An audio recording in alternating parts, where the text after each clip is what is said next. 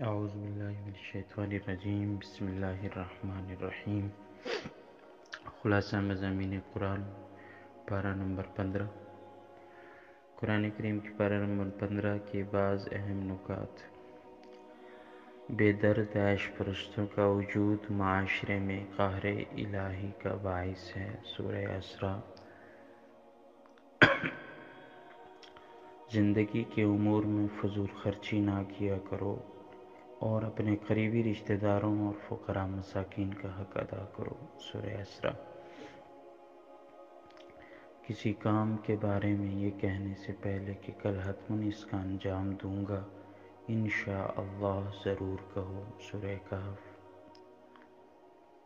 ماں باپ کو عاجزی اور انکساری کے ساتھ اپنی محبت و شفقت کے سائے میں رکھو اور دعا کرو کہ خدایا ان کا خیال رکھنا۔ سورہ اسراء۔ آیت 24۔ نیازمندوں کی مدد کرنے میں نہیں بخل سے کام لو، نہیں اتنا حد سے بڑھو کہ اپنی زندگی گزارنے میں مشکلات کا شکار ہو جاؤ۔ سورہ اسراء۔ آیت۔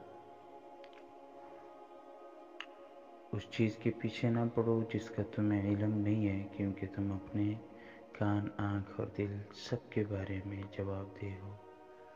وہ بات کرو جو بہترین ہوتا کہ شیطان تمہاری بے جا باتوں سے سوء استفادہ کر کے تمہارے درمیان دشمنی ایجاد نہ کرے۔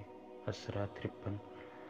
وہ لوگ جنہوں نے دنیا میں حقیقت سے آنکھیں پھیر لی اور آخرت بھی نیکیوں کو نہیں دیکھ پائیں گے اور جنت میں بھی نہیں جا سکیں گے۔ سورہ اسراء 72 نمبر۔